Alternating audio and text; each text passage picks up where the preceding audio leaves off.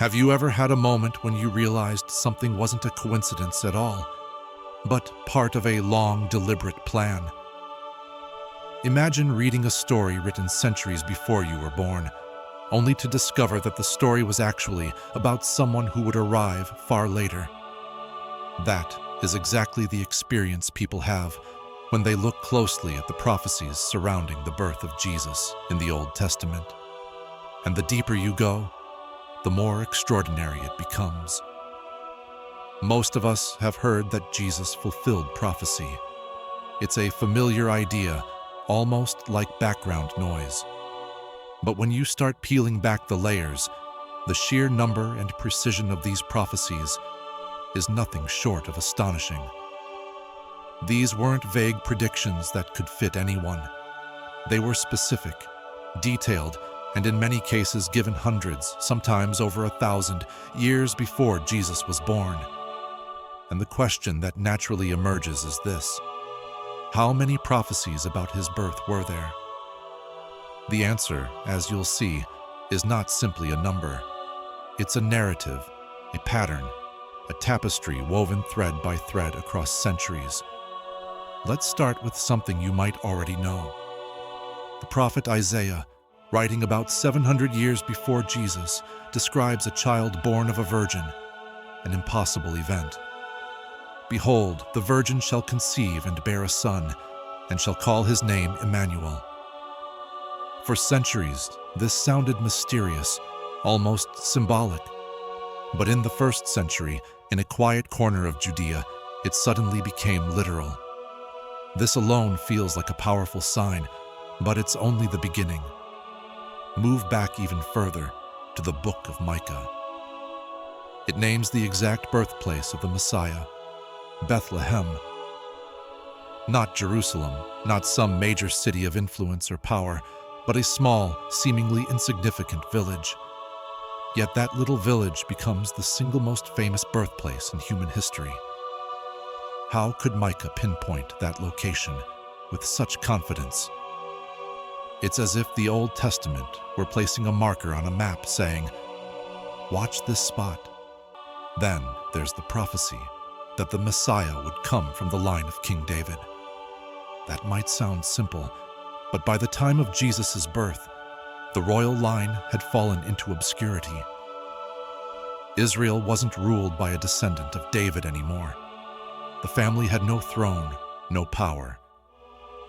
Yet both Matthew and Luke carefully trace Jesus' lineage back to David, showing that this ancient promise, spoken 1,000 years before, was still in motion.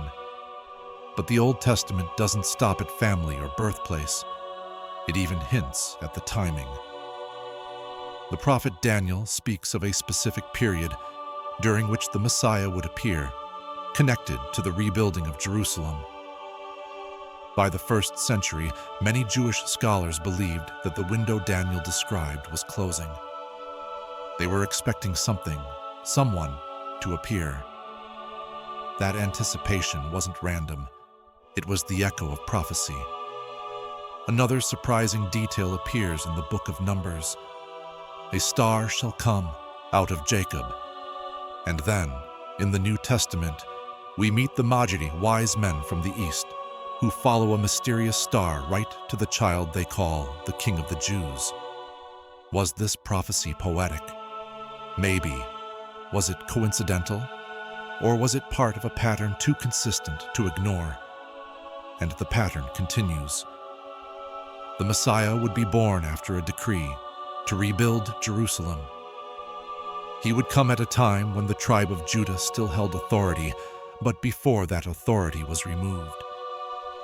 He would be presented with gifts fit for a king, gold, frankincense, and myrrh, centuries before the idea of such a moment existed. Even the darker parts are foretold. Rachel weeping for her children, a reference to the tragedy in Bethlehem when Herod ordered the killing of infants. Jeremiah wrote those words long before Herod ever lived. By now, you may wonder, how many prophecies are we talking about? Some scholars say 8, others say a dozen.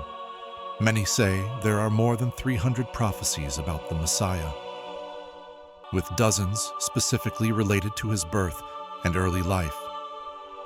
The truth is, the more carefully you read, the more you find. Not every prophecy stands alone like a bullet point. Many of them thread together: place, time, lineage, circumstances, symbolism, events surrounding the birth. Each one adds weight. Each one narrows the possibilities. Think about the probability of fulfilling just 8 specific prophecies.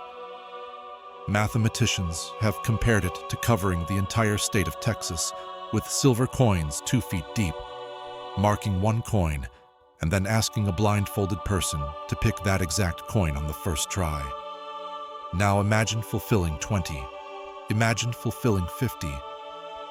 Imagine fulfilling all of them. That's what makes the story of Jesus' birth so remarkable. It isn't just a spiritual claim. It's a historical puzzle, a coded message hidden across centuries. And when Jesus is born in Bethlehem, to a virgin from the line of David at the precise moment predicted, under the star that guides foreign scholars during a political shift described in prophecy, suddenly, the puzzle pieces lock into place. But here's the most fascinating part. These prophecies weren't scattered randomly. They form a narrative arc, the kind of story that only makes sense when seen from above, like looking at a painting too large to understand up close. The Old Testament whispers, hints, sometimes shouts about a coming figure. Every prophet adds a stroke. Every generation carries another clue. And then, in one quiet moment, in a small town overshadowed by an empire, the story becomes flesh and cries out into the night. So how many prophecies are there about Jesus' birth? Enough to sketch a portrait centuries in advance. Enough to build anticipation across generations. Enough to make coincidence impossible. Enough to make you pause and wonder if history itself was preparing for this one moment. And here's the part that I find most compelling. When you gather every prophecy about the birth of Jesus, every detail, every symbol, every location, you start to realize something profound. The Old Testament is not just predicting an event. It is preparing for a person, a specific person, a singular, unmistakable figure who steps into the world exactly where, when, and how the prophets said he would. The deeper you look, the more astonishing it becomes. Not because these prophecies exist, but because they converge. Because they point together in one direction.